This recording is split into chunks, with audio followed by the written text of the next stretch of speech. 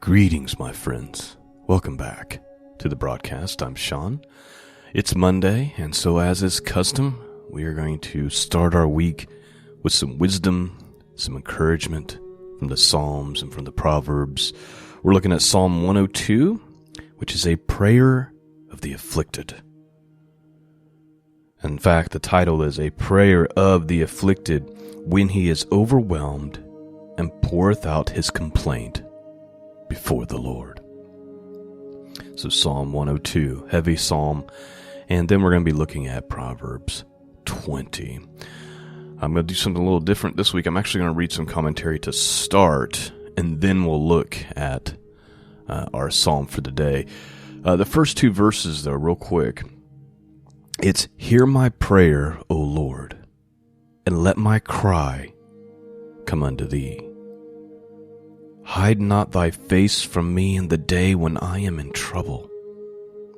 Incline thy ear unto me in the day when I call. Answer speedily." One of the things I'm kind of getting from this psalm this morning is this sense of urgency that the writer of the psalm feels, in that he knows his life is short. He's like, and because of that reality, it's like, Lord, please answer me in haste. Please answer me quickly because my time is short. Many of us can relate to this. It's like, Lord, I need an answer to this now because of XYZ, right? Because of this situation or that going on, or my life is, I don't have much time left, or we can relate to that feeling. I don't know about any of you, but one thing I've learned is regardless of how urgent you feel, you can't speed up or rush God. Let me read this commentary to you. This is from F.B. Meyer. He says, the psalmist bases his cry for a speedy answer on the swiftness with which his days are passing away, like smoke escaping from a chimney. His bones are calcined, his heart withers like Jonah's gourd. He is worn to a skeleton by his long and passionate lamentations. He finds his likeness in the solitude-loving creatures such as a pelican or an owl. Still another element in his suffering is the mockery of his foes. He cannot get away from it. It haunts him. Ashes, the token of his mourning, are his food, and tears fill his cup. But the bitterest element of all is the consciousness of God's displeasure.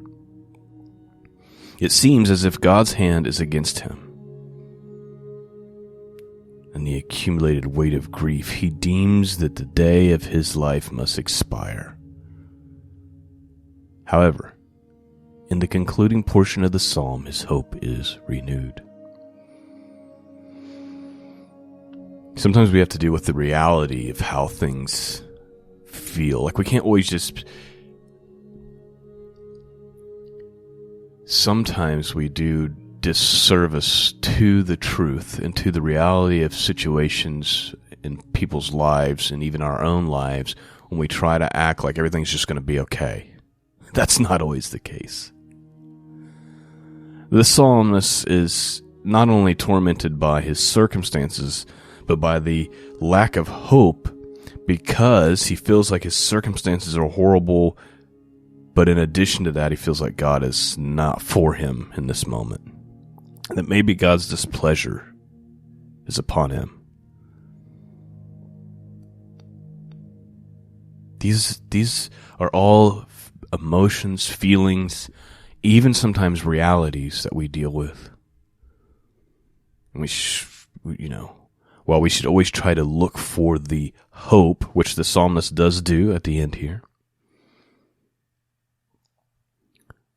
that doesn't mean we that doesn't mean that the reality of our current circumstance doesn't exist, if that makes any sense. Or the struggle doesn't exist. Or the disappointment doesn't exist. Or it seems like the prayer is not even being listened to. Let's have a look. Psalm 102. A prayer of the afflicted. Let's begin. Hear my prayer, O Lord, and let my cry come unto thee. Hide not thy face from me in the day when I am in trouble. Incline thy ear unto me in the day when I call. Answer me speedily. For my days are consumed like smoke, and my bones are burned as a hearth. My heart is smitten, and I am withered like grass, so that I forget to eat my bread. Please note, if any of you, there was a time in my life, and this was leading up to when I started to become serious about my relationship with God. But I was in a circumstance that was still to this day, some of the darkest times of my life. And I lost about 20 or 30 pounds in about a 30 to 40 day window. And it's because when you're in that dark of a place, when you're that depressed, you don't even remember to eat. Like you're just trying to not die, if that makes sense. You're just trying to survive the moment. Each day, it's just, you wake up and you're like, oh, you're in such a dark place that you're actually grieved when you wake up. I've been in that place. Maybe some of you have too. The psalmist says, by reason of voice my groaning and my bones cleave to my skin. He says, my heart is smitten and withered like grass, so that I forget to eat my bread. Like I'm in so much pain, I don't even remember to eat. By reason of the voice of my groaning, my bones cleave to my skin. Verse 6. I am like a pelican in the wilderness. I am like an owl of the desert. I watch. I am as a sparrow alone upon the housetop. My enemies reproach me all the day, and they that are mad against me are sworn against me. For I have eaten ashes like bread, and mingled my drink with weeping, because of thine indignation and thy wrath, for thou hast lifted me up and then cast me down. My days are like the shadow that declineth, and I am withered like grass. So that's the first half of the psalm, first 11 verses. That's his complaint before the Lord. It ends with the deep sorrow of, God is the one who's done this to me, and he's angry with me. He lifted me up, but then now he's thrown me down. My days are like a shadow that declineth, and I am withered like grass. He's saying my days are short. Like grass, I'm here today, gone tomorrow. And that's the opposite with God, right? And that's what the psalmist says. My days are like a shadow that declineth. I am withered like grass. Verse 12. But thou, O Lord, shall endure forever, and thy remembrance unto all generations. Thou shalt arrive and have mercy upon Zion. For the time to favor her, yea, the set time is come.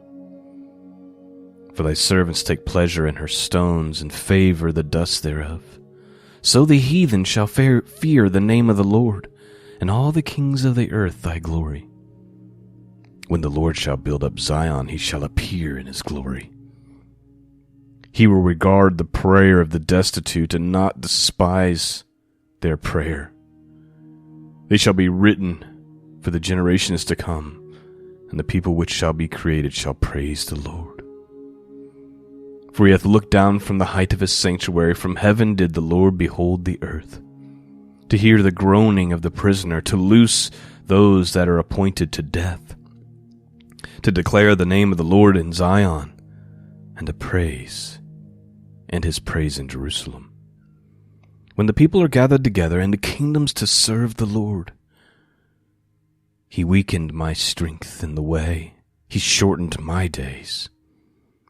I said, O my God, take me not away in the midst of my days. Thy years are throughout all generations. Of old hast thou laid the foundation of the earth, and the heavens are the work of thy hands. They shall perish, but thou shalt endure. Yea, all of them shall wax old like a garment. As the vesture shalt thou change them, and they shall be changed. But thou art the same, and thy years have no end. The children of thy servants shall continue, and their seed shall be established before thee. So that's Psalm 102. It's a sobering, some of the Psalms are sobering, right? They speak to the reality of the human condition and the human life. He talks about some things that many of the commentators believe is dealing with the time after the Babylonian captivity. Maybe some of it deals with when the first coming of Messiah. I tend to think that it's more than that. That the Word of God is alive and living.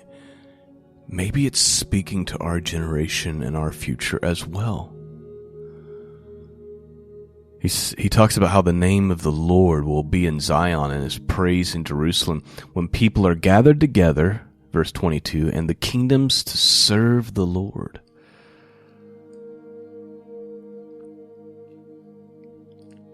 So is that talking about after the Babylonian captivity?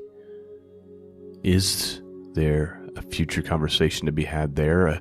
A verse that you could cross-reference it with is from the prophet Zechariah in chapter 8, verse 20 through 23, where he says, Thus saith the Lord of hosts, it shall yet come to pass that there shall come people and the inhabitants of many cities, and the inhabitants of one city shall go to another, saying, Let us go speedily to pray before the Lord, and to seek the Lord of hosts. I will go also. Yea, many of the people, strong nations, shall come to seek the Lord of hosts in Jerusalem, and pray before the Lord.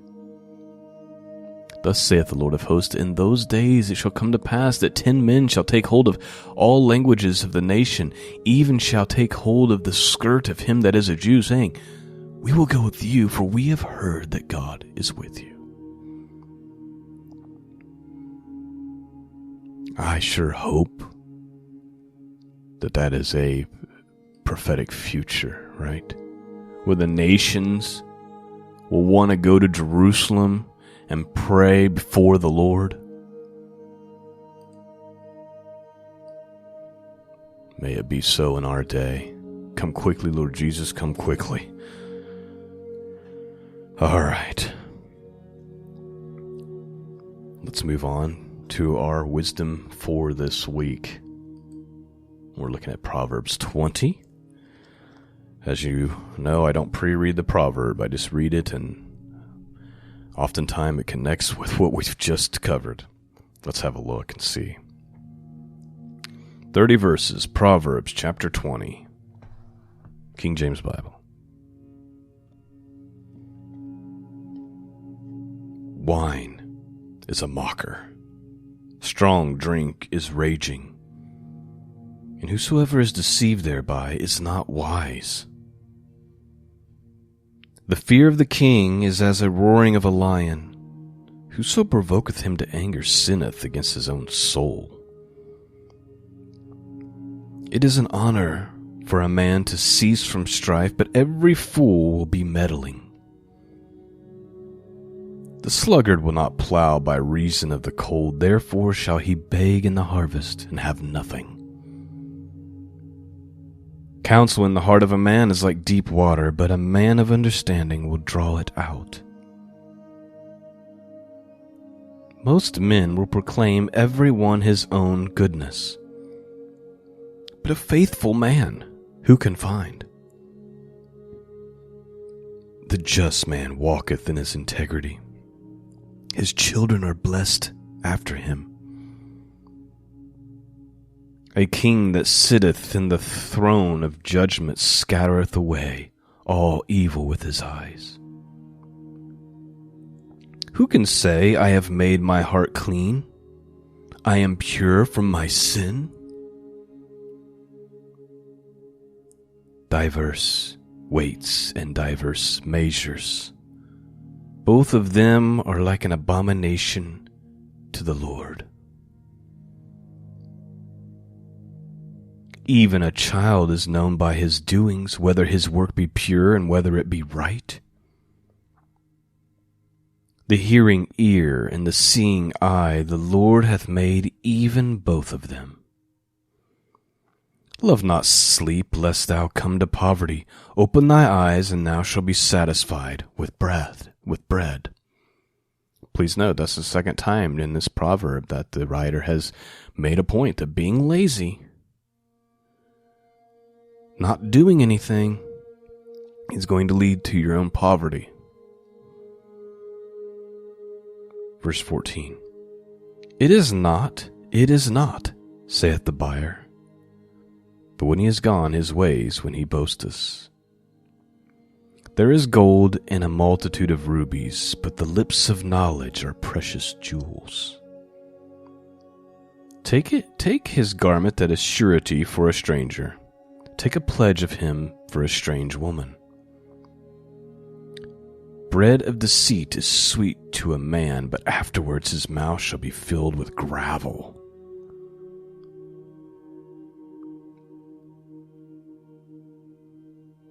That's a deep one, isn't it? It's like when you're being deceived, you think, oh, this is great. You find out, don't you? Bread of deceit is sweet to a man, but afterwards his mouth shall be filled with gravel. Verse 18, every purpose is established by counsel, and with good advice make war. He that goeth about as a talebearer revealeth secrets. Therefore meddle not with him that flattereth with his lips. Please note, we all know that person, right? They're a gossip. They hear something and they gotta call 3 people. We know these people. They work in your office. They work, or wherever you work. Sometimes they're in your own family. I personally, when I recognize that individual, I'm not mean to them. I'm not hateful about them, but you and I are not going to be having conversations. And if you come to me with stuff, I'm just going to nod, but I'm not engaging with that person. Because what's going to happen is anything you ever disclose or say in front of them, it's going to become everybody's knowledge. They're talebearers. They cause mischief and trouble. They cannot be trusted. You know who they are because they can't resist the temptation. I've seen this so many times. You watch them come across some information, just be the observer. They'll come across some information, then they're on the phone, then you hear them walking around telling everybody they stay clear of that person.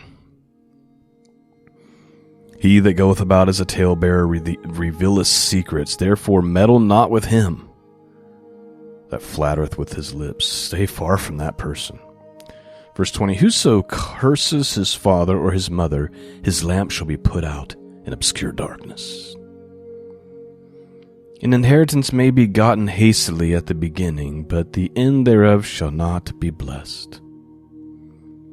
Say not thou that I will recompense evil, but wait on the Lord, and he shall save thee. Diverse weights are an abomination unto the Lord, and a false balance is not good. Please note, that's the second time that's been mentioned also. That diverse weights means it's talking about being unbalanced. When you have unfairness, unbalance, where it's tipping towards Just think about this. Our whole situation in this world right now is everything tips towards the billionaires, and everyone else is just, the balances are so low. Like what's left of the middle class, as an example, are the ones paying all the taxes. The rich are just getting fatter and fatter and fatter. More are moving towards poverty, and even the middle class is now becoming the lower class.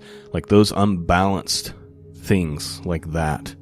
And I'm using a large example, but there's certainly smaller examples within your own home or within your own life. God is not a fan of that. Diverse weights and diverse measures, both of them alike, are an abomination to the Lord. Diverse weights are an abomination to the Lord, and false balance is not good. Verse 24. Man's going are of the Lord. How can a man understand his own ways?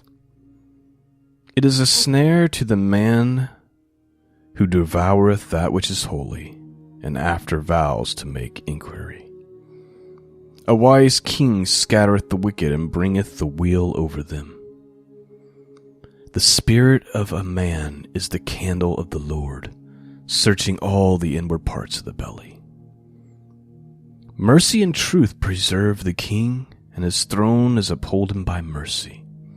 2 more verses here. The glory of young men is their strength, and the beauty of old men is the gray head. The blueness of a wound cleanseth away evil. So do stripes the inward parts of the belly. Well, there you have it, my friends. That is our wisdom and encouragement for this week. I pray that it spoke to you on some level. I pray that the words have gone forth and pierced hearts and caused many of you to draw closer to God as a result. Thank you for listening this morning. Thank you for your prayers. Again, I keep bringing this up. It's much needed right now. Much, much needed. So please consider praying. If you can, if you're willing, if you're being blessed by this, please consider supporting the mission of truth. You can do that by going to scriptureandprophecy.com. There's a donate support tab at the top. Thanks for listening. Peace and grace be with all of you. And until next time, God bless.